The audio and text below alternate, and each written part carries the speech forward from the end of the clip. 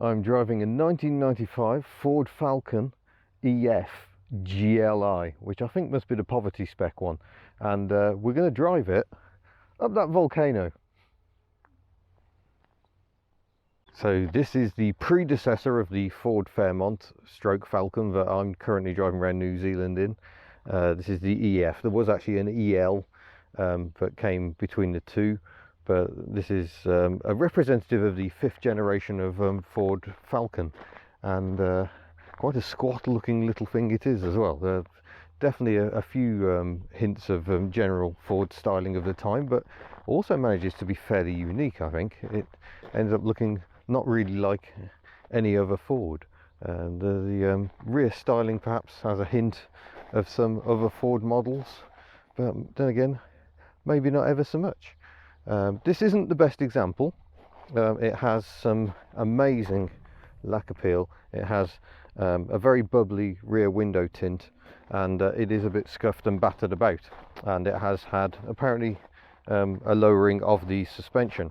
Apologies, I'm walking on gravel, so it isn't a prime example, but it has done 413,000 kilometers, so it's fair to say it's had a life, and it's called noisy, and soon enough we shall find out why. It's got some nice 5-spoke alloys on it. It's got a big old-fashioned aerial, just like the later AU has. Chunky door handles and typical Ford key, and yeah, apparently there is a boot. I wonder if he's cleared the boot. We'll have a look in the boot in a moment. A genuine certified Ford Falcon tow bar. We'll turn our attention inside. We will find I've utterly failed to straighten the steering wheel, so we'll correct that. There we go, and now you can see the full beauty of the semi-missing steering wheel. I guess it's been grabbed a little too hard in its time. This switch for the boot and the fuel flap and the column stalk seem identical to those in my Fairmont, as does the curvy handbrake, which shows you that while the AU looked very different, the architecture was very much the same. But yeah, subtle clues that it might be a poverty model. We've got keep fit windows, front and rear, no air conditioning, not much of anything really. I mean, look at the comprehensive switchgear. We've got lights, and we've got heated rear window, and that's about it really. This one is a manual, has a nice 5-speed gearbox. So let's have a peek in the boot before we clamber aboard the main structure of the car. Oh, well, that's a fairly decent old size. I mean, it's quite low really, but then it was even lower in the AU version, which sort of sloped down towards the back. But yeah, you can get a fair bit in there. Sounds nice and echoey. All the good. So there's no air conditioning, but there are vents aplenty, doubled up. Clear, comprehensive, very 90s Ford dashboard with various warning lights. There, 418,000 kilometers. I do apologise. It's done even more than I thought. And simple heater controls. But like I say, there really isn't a lot going on. There's a fairly busy glove box, no door pockets, just a weird scalloped area. I'm not sure what purpose that serves. Oh, it's decided to close the door. A detail I love is when you close the door, the mirror wobbles quite substantially, but nonetheless it doesn't seem to hurt. And the headliner is a little saggy, but could be an awful lot worse. But yeah, seems all right really. Seat covers cover up the fact the seats have started dissolving. It's quite a very mechanical gear lever, I would say, but likeable nonetheless. And oh, extra storage here, somewhere to put your Vaseline. It's always handy. And we've got a remote control for the stereo, just in case you can't be bothered to reach that far. Here in the back, it feels comfy enough really. Lots of leg room. The seat is nicely angled to support my leg. No centre armrest because this is the poverty model, but we've got a folding rear seat apparently. No, we haven't got a folding rear seat apparently. And you know, 3-point seat belts for all seats. And yeah, the slightly melted rear window tint. But let's have a peek under the bonnet. And under here we have much the same Intech 4 litre straight six engine as you'll find in an AU, just different plastic accompaniment. And we've got the same sort of strange manifold, so dual purpose manifold. It can do different length tracts depending on the torque conditions. This one has a cone filter because boy racer, and an oil leak as well by the look of it. It's fine, I'm sure there's plenty of oil in there, but otherwise very, very similar to the AU. Ooh, look at that 6-branch manifold. That might explain why it's so noisy. It's got computer torque control, so that should be potent, apparently. Clang. I think we'll do a startup at this point. And you can see how this car gets its noisy tag.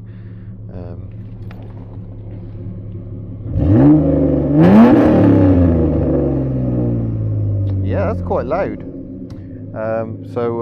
Without further ado, we'll get the camera set up and we'll take old Noisy for a drive up a volcano. Where are the window switches? There aren't any window switches, it's keep fit windows. That's how used I am to my Fairmont. And right, we shall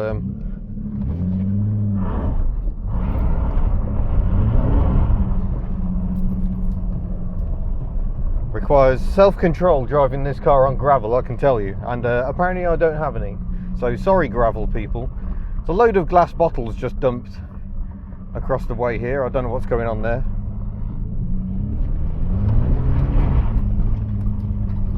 And we're going to follow this Audi up a volcano.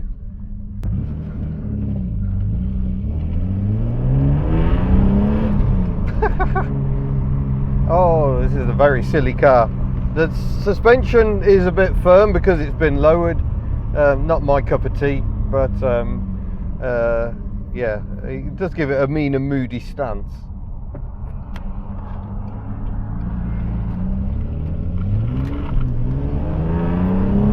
Oh yeah, it's a bit more lively than my automatic, that's for sure. Very mechanical gearbox, and yeah, but otherwise it feels very similar to my AU to drive, really. It's all about the torque, really, with these cars. Built by Ford Australia to an Australian spec, although the design work was usually done at the American design studios. But this, I think it definitely has a bit of independence in terms of styling, but to other Ford models. But in here it feels very, I mean, it reminds me of Ford Fiestas and Mark 1 Focus maybe. Although this predates the Mark 1 Focus by some years, so maybe more Mark 6 Escort. But we're going to drive it up an active volcano just to see which one's noisiest. Hopefully we're not going to find that out, to be honest. But as you can see, it can potter around town quite nicely. We'll go and find some more entertaining roads perhaps, but we better do a wiper test. And oh, there we go. That's terrible alignment going on there with the washer jets. It's mostly washing the top of the screen, but it's not a bad performance. But this blade could definitely get closer to the edge of the windscreen here, and we're going to get some dribbles because of how poor the washing is, but that can be adjusted out. Here we go, 100 kilometers an hour.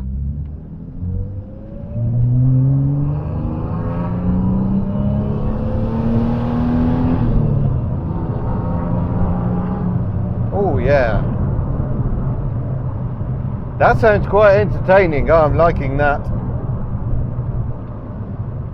That proper old school big 6-cylinder growl, something which so typifies Nissan Skylines, Jaguar E-types, big Heelys, Datsun 240Zs. That's making all the right noises, but it's not overbearing. It's not making too much noise in here, which is a concern I genuinely had.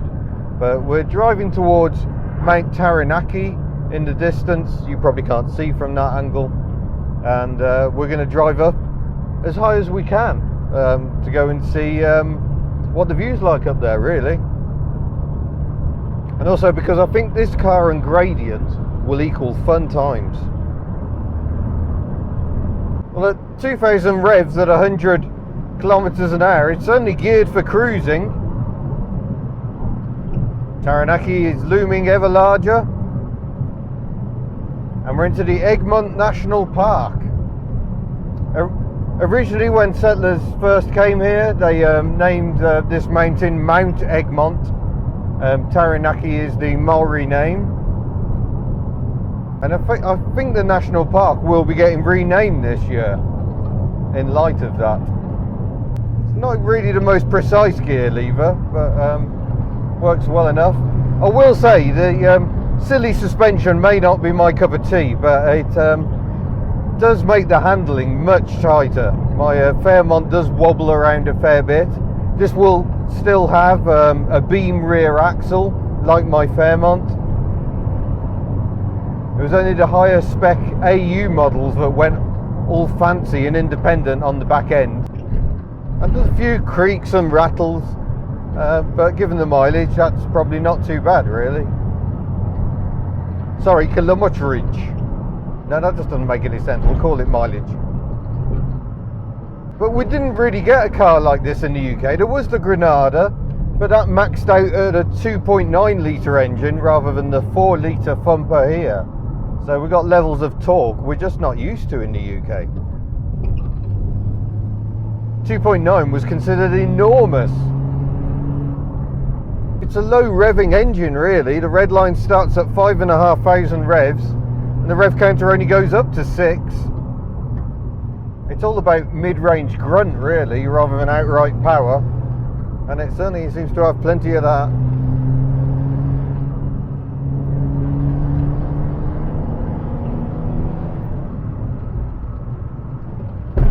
It's a good amount of power. I think about 200 brake horse, if I remember rightly, maybe slightly over. They got it up to 211, I think, by the time of the Fairmont, maybe 217.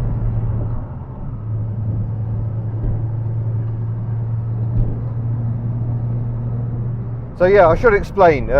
Fairmont is a posh Falcon, but the poshest of all are the Fairlanes. Fairlanes had a few body mods to differentiate the styling, so they were the super posh Falcons, usually on a longer wheelbase.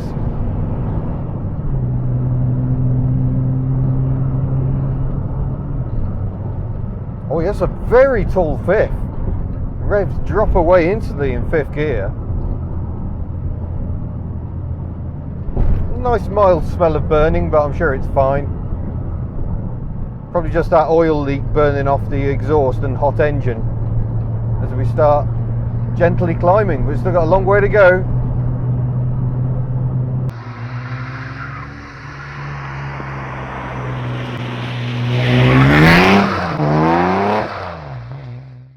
Just drive gently through this gentle section here. Don't want to wake all the Freedom campers up. So off we go to the ski field car park.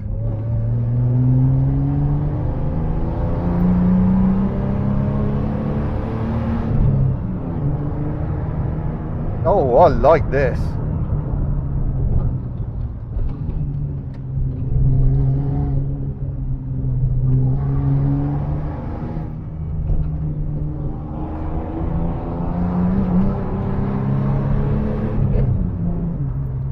There's something deliciously old school about it. The soundtrack and the sort of slightly unsophisticated suspension makes it feel like a 50s car in some ways. It steers much nicer than a 50s car.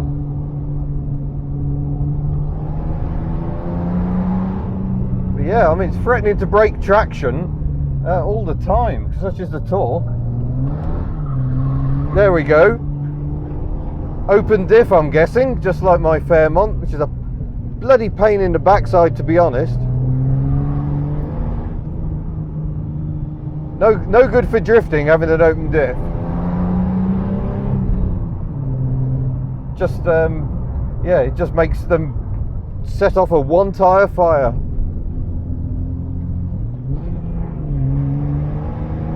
Apparently the engine does have a sweet spot.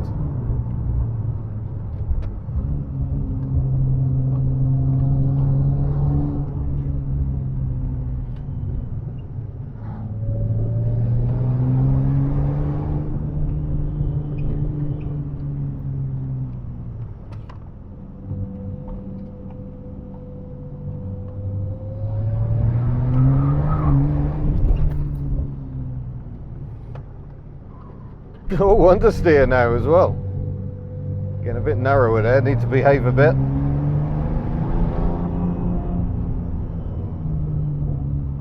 So the Intech 6-cylinder engine is an evolution of the original American 6-cylinder engine that was fitted to the first Falcons sold in Australia.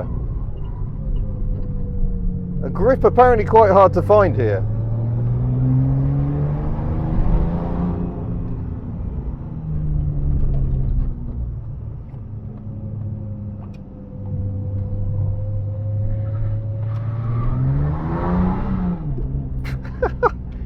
This is ridiculous. It's like driving on ice.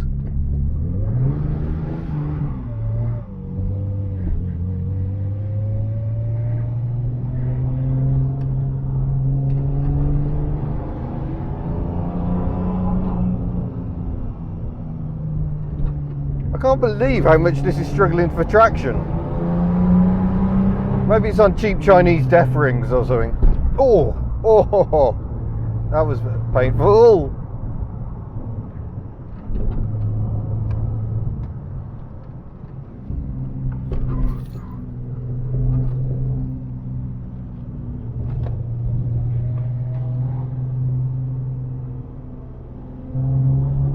Oh wow, getting up towards the snow now.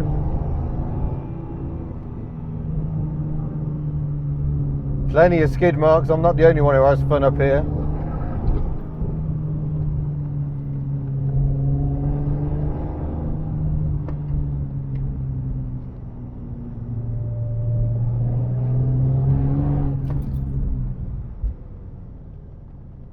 Oh, that might be us done. I think we've gone as high as we can go. Wow.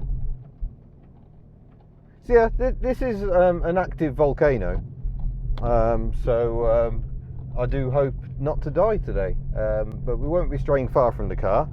It hasn't actually blown for a very, very long time. And some say it's now overdue. So we'll keep an eye on the situation, but we do generally hope that it will give us some warning. Obviously, New Zealand, there has been quite a bad volcano fairly recently over on White Island, the other side of the country. So hopefully all will be well. So there we go. We have not quite climbed Taranaki. There's still an awful long way to go. We're about 900 metres up. That point up there is about 2,500 metres above sea level. The views are a bit hazy today, unfortunately, but really it was all about the drive up here. It's nice that you can drive so far up. There's sort of ski field starts around here, and for people who like doing skiing.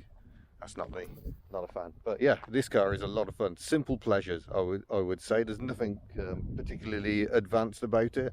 They were quite proud of their overhead cam engine, which was nothing to boast about in the 1990s. But yeah, simple and a lot of fun. So that's been a very entertaining drive. So I shall say, thank you very much for watching, and I shall see you in a future video. Farewell.